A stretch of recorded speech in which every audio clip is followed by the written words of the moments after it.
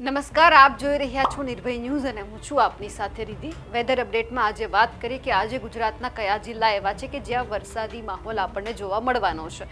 21 September સુધી વરસાદની આગાહી કરવામાં આવી છે। દક્ષિણ ગુજરાત હોય કે પછી સૌરાષ્ટ્ર હોય, આ બંને વિભાગમાં વરસાદી જોર રહેવાનું છે તેવી પણ સંભાવના વ્યક્ત કરવામાં આવી છે। અને નવરાત્રિની અંદર પણ આ વખતે ખેડૂતો માટે અને ખેલૈયાઓ માટે પણ માઠા સમાચાર સામે આવ્યા છે, કારણ કે વરસાદ પડવાની સંભાવના અત્યારે દેખાઈ રહી છે। સૌથી પહેલાં એ જોઈ લઈએ કે આજે ગુજરાતના કયા એવા વિસ્તાર છે કે જ્યાં વરસાદ પડવાનો છે, કારણ કે વધુ એક સિસ્ટમ સક્રિય થઈ છે, જેમના થકી ગુજરાતમાં અત્યારે વરસાદનો એક વધુ રાઉન્ડ છે તે શરૂ થયો છે। સૌથી પહેલાં આપણે દક્ષિણ ગુજરાતથી વાત કરીએ। દક્ષિણ ગુજરાતની અંદર આપણને દેખાય છે વાપીનો જે વિસ્તાર છે ત્યાં આપણને અતિ ભારે વરસાદની સંભાવના છે, રેડ એલર્ટ આપવામાં આવ્યું છે। વલસાડ જે પંથક છે ત્યાં પણ આપણને અતિ ભારે વરસાદની સંભાવના વ્યક્ત કરવામાં આવી છે। બિલીમોરા છે, વાંસદા છે, નવસારી છે, આ તમામ વિસ્તારોમાં ભારે વરસાદની સંભાવના છે। આ સાથે સુરત, બારડોલી, જે બારડોલી અને વ્યારા જે બે પંથક છે ત્યાં પણ ભારે વરસાદની સંભાવના છે। સુરત પંથકની અંદર મધ્યમ વરસાદની સંભાવના છે। કોસંબા, ભરૂચ, દહેજ, આ બધા વિસ્તારોમાં હળવોથી મધ્યમ વરસાદ પડી શકે એમ છે। જંબુસર છે, આ બધા જ વિસ્તારોમાં, વડોદરા, બોરસદ, આણંદ, ખંભાત, તારાપુર, આ બધા વિસ્તારોમાં આપણને હળવોથી મધ્યમ વરસાદ દેખાઈ રહ્યો છે। અને એ સાથે જ ઉત્તર ગુજરાતની અંદર પણ જો આપણે પરિસ્થિતિ જોવા જઈએ તો ઉત્તર ગુજરાતમાં પણ આપણને ક્યાંય જ ભારે વરસાદની શક્યતા નથી દેખાતી। હા, પણ સૌરાષ્ટ્રના ઘણા બધા પંથક એવા છે કે જે આપણને વરસાદની શક્યતા દેખાઈ રહી છે। જુનાગઢ હોય, ગીર સોમનાથ, ઉના, જામનગર, દ્વારકા, કચ્છના વિસ્તારોમાં આપણને વરસાદની સંભાવના છે। દિવસ દરમિયાનની પરિસ્થિતિ જોઈએ તો 12 વાગ્યાની આજુબાજુ હજુ એ જ વલસાડ એટલે કે દક્ષિણ જે ઝોન છે ત્યાં આપણને ભારે વરસાદની સંભાવના દેખાઈ રહી છે। આ સાથે જ જે ધીમે ધીમે પરિસ્થિતિ વધારે આપણને આગળ વધતી દેખાઈ રહી છે, એટલે કે ત્યાં હજુ પણ ભારે વરસાદની સંભાવના છે। સૌરાષ્ટ્રની અંદર જોવા જઈએ તો સૌરાષ્ટ્રમાં પણ ભારે વરસાદની સંભાવના છે। આ સાથે જ ગુજરાતમાં હજુ પણ 2 દિવસ આપણને ભારે વરસાદની સંભાવના દેખાઈ રહી છે। હવે ગુજરાતની અંદર જ્યારે એક સિસ્ટમ અત્યારે ધીમે ધીમે સક્રિય થઈ રહી છે, એમાં ખાસ કરીને સિનોપ્ટિક પરિસ્થિતિ પ્રમાણે દક્ષિણ પશ્ચિમ ચોમાસું પાછું ખેંચવાની ટ્રફલાઇન શરૂ થઈ ગઈ છે। રાજસ્થાનના કેટલાક ભાગો જેમ કે પંજાબના કેટલાક ભાગો છે, ગુજરાતમાંથી 2 દિવસ વહેલું ચોમાસું વિદાય લેશે। હાલમાં એક અપર એર સાયક્લોનિક સર્ક્યુલેશન સર્જાયું છે। ગુજરાતમાં અત્યાર સુધીમાં 836.1 મિલીમીટર વરસાદ નોંધાયો છે અને 15 સપ્ટેમ્બર સુધીનો સામાન્ય વરસાદ છે 663.9 મિલીમીટર છે, જે સામાન્ય કરતાં 26% વધુ છે। ગુજરાતની જે અત્યારે પરિસ્થિતિ આપણે જોઈ રહ્યા છીએ, કારણ કે હવે જે ધીમે ધીમે વરસાદ ખેંચાવાની પણ હવે શરૂઆત થઈ ગઈ છે, એટલે આપણને સૌથી વધારે દક્ષિણ ગુજરાતની અંદર ભારે વરસાદ દેખાય છે, કારણ કે વરસાદી જે જોર આપણે શરૂઆતમાં જોઈએ કે ધીમે ધીમે વરસાદ છે એ દક્ષિણ ભાગ તરફ થઈને પછી દક્ષિણ ગુજરાતમાં આવે છે। ધીમે ધીમે વરસાદનો જે રાઉન્ડ છે એ પણ ઓછો થઈ રહ્યો છે, એટલે કે ધીમે ધીમે દક્ષિણ ભાગમાં વરસાદ પહોંચ્યો છે, એટલે કે હવે ગુજરાતની અંદર ધીમે ધીમે સત્તાવાર રીતે ચોમાસું છે તે વિદાય લઈ રહ્યું છે। બાકી આજના દિવસ માટેની જે આ પરિસ્થિતિ છે, એટલે કે સૌરાષ્ટ્ર પંથક અને દક્ષિણ ગુજરાતની અંદર આપણને ભારે વરસાદની સંભાવના વ્યક્ત કરવામાં આવી છે। મધ્ય ગુજરાતમાં ક્યાંય જ આપણને ભારે વરસાદની શક્યતા નથી। કોઈક વિસ્તાર એવા હશે કે જ્યાં હળવોથી મધ્યમ એટલે કે ખાલી વરસાદી ઝાપટા આપણને જોવા મળશે, પણ આ બધાની વચ્ચે આપણે એ પણ જોઈએ કે અત્યારે હવામાન નિષ્ણાત પરેશ ગોસ્વામી શું કહી રહ્યા છે વરસાદની જ્યાં પરિસ્થિતિ સર્જાઈ છે તેમને લઈ।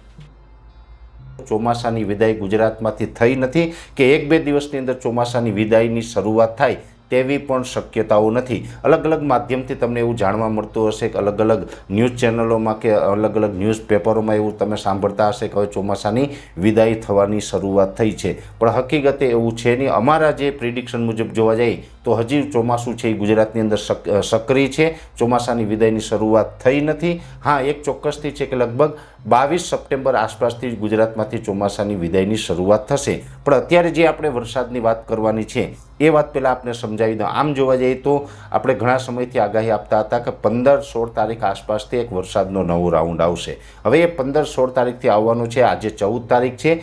આ જ દિવસ સુધીમાં અનેક જગ્યાએ આમ તો છૂટાછવાયા વરસાદ પડ્યા છે, પણ એકદમ સીમિત વિસ્તારમાં છેલ્લા 2 દિવસની અંદર વરસાદ જોવા મળ્યા છે, અને એ પણ કલાક માટે થંડરસ્ટોર્મ એક્ટિવિટી થઈ હોય, જે મંડાણી વરસાદ હોય એવા મંડાણી વરસાદ છે એ છેલ્લા 2 દિવસ દરમિયાન નોંધાયા છે। હવે આજે 14 તારીખ છે, આવતીકાલે 15 તારીખથી ધીમે ધીમે વરસાદની શરૂઆત થશે। વરસાદની શરૂઆત થશે એટલે પહેલાં જે 15 તારીખથી જે વરસાદની શરૂઆત થશે એક સીમિત વિસ્તારોમાં હશે। 16 તારીખે પછી વિસ્તાર વધશે, 17 તારીખે વિસ્તાર વધશે, એમ જેમ જેમ સમય પસાર થતો જશે તેમ વરસાદની તીવ્રતા અને વરસાદના વિસ્તારોમાં વધારો થશે। જો કે આ વરસાદી રાઉન્ડ છે અત્યારે આપણે માહિતી આપી રહ્યા છીએ એ 15થી 21 તારીખ સુધીની માહિતી છે, પણ 21 તારીખ પછી પણ વરસાદ આમ તો ચાલુ રહેવાના છે, પણ 15થી 21 તારીખ સુધીની જે આ આગાહી છે એની અંદર જરૂરી નથી કે આ તમામ વિસ્તારની અંદર વરસાદ આવે, કેમ કે આ જે 15થી 21 તારીખનું જે સેશન હશે એમાં સાર્વત્રિક વરસાદની આગાહી નથી. ગુજરાતના 40થી 50% વિસ્તારને જ આ વરસાદનો લાભ મળશે. ખાસ કરીને આ વરસાદ છે એમાં દક્ષિણ ગુજરાત અને સૌરાષ્ટ્રની અંદર થોડીક શક્યતા વધારે રહેશે. એ પછી બીજા સ્થાને રહેશે મધ્ય ગુજરાતના જે આણંદ, નડિયાદ અને વડોદરા જેવા વિસ્તાર છે એ વિસ્તાર અને ઉત્તર ગુજરાતના છૂટાછવાયા વિસ્તાર. એટલે આટલા વિસ્તારોની અંદર વરસાદની શક્યતાઓ છે 15થી 21 દરમિયાન રહેલી છે, જેમાં ખાસ કરીને જેમ સમય પસાર થતો જશે એમ વરસાદની તીવ્રતા અને વરસાદના વિસ્તારમાં વધારો થશે. ખાસ કરીને 18, 19, 20 અને 21 આ 4 દિવસ એવા હશે કે તેમાં અનેક જગ્યાએ છૂટાછવાયા વરસાદ થશે અને આ વરસાદની અંદર અતિવૃષ્ટિ થાય તેવી કોઈ શક્યતાઓ નથી. આ વરસાદ છે મુખ્યત્વે બપોર પછીના સેશનમાં હશે. આમાં થોડું ગાજવીજનું પ્રમાણ પણ વધારે રહેશે. વરસાદ જે સમયે ચાલુ હશે એ દરમિયાન પવનની ઝડપ પણ થોડીક વધી શકે છે, એટલે ગાજવીજ અને પવન સાથે આ વરસાદ પડી શકે. એક પ્રમાણે જોવા જઈએ તો આમાં થંડરસ્ટોર્મ એક્ટિવિટી થઈ શકે છે. ખાસ કરીને આ વરસાદ છે એ બપોર પછીના સેશનમાં છે, જ્યાં પડશે ત્યાં કલાક 2 કલાક માટે પડે 1 થી 2 ઇંચ અને અમુક વિસ્તારમાં 2 થી 4 ઇંચ સુધીના વરસાદ વરસી શકે છે. એકલ દોકલ કદાચ એવું કોઈ સેન્ટર નીકળે કે ત્યાં 4 ઇંચ કરતાં પણ વધારે પડી જાય, પણ બાકી આમાં બહુ અતિભારે વરસાદની શક્યતાઓ હાલ દેખાતી નથી. જ્યાં વરસાદ પડશે ત્યાં 1 થી 2 ઇંચ અને અમુક વિસ્તારમાં 2 થી 4 ઇંચ સુધીના વરસાદ વરસી શકે છે. અમુક વિસ્તારમાં અત્યારે હજુ પણ જે ચોમાસું પાક છે એને પિયતની જરૂર હોય એને પિયતનો લાભ પણ મળી શકે છે. પણ આમાં ઘણી વખત એવું પણ બનશે કે આ જે વરસાદ પડતા હશે એમાં 2-5 કિલોમીટરમાં હોય તો બીજા 2-5 કિલોમીટરમાં ન પણ હોય, એટલે કે 5 ગામમાં વરસાદ કદાચ અમુક જગ્યાએ પડ્યો હોય તો બાજુના 5 ગામમાં ન પણ પડ્યો હોય. આવું પણ ઘણી જગ્યાએ જોવા મળશે. એટલે ઘણા બધા ખેડૂત ભાઈઓને અત્યારે સમસ્યા એ પણ થશે કે આ વરસાદનો રાઉન્ડ આવી રહ્યો છે તો આની અંદર હવે આપણા પાકને પિયતની જરૂર છે તો પિયત આપવું કે નહીં. અને અમારા જેવા વેધર એક્સપર્ટને તમે પૂછો તો અમારા માટે પણ હવે આ જવાબ છે એ અઘરો બની જાય, કેમ કે અત્યારે સાર્વત્રિક વરસાદ ન હોય એટલે તમારે પિયત આપવું કે નહીં એનો જવાબ આપવો ખૂબ અઘરો છે. પણ એક ચોક્કસ વાત છે કે નસીબના આધારે આમાં લોટરી મુજબનો રાઉન્ડ રહેવાનો છે. અમુક જગ્યાએ હશે અને અમુક જગ્યાએ નહીં હોય. 15થી 21 દરમિયાન જે આ વરસાદનો રાઉન્ડ હશે 40થી 50% ગુજરાતના જે વિસ્તારો છે એને કવર કરશે અને અનેક જગ્યાએ બપોર પછીના સેશનમાં સારા એવા વરસાદ પણ નોંધાશે. હવે બીજું કે આ 15થી 21 તારીખ સુધીનો આ વરસાદનો રાઉન્ડ છે એનો મતલબ એવો પણ નથી કે 22 તારીખથી વરસાદ બંધ થવાના છે. ચોક્કસથી એક વાત એ છે કે 22 તારીખથી ચોમાસાની વિદાયની શરૂઆત થઈ શકે છે.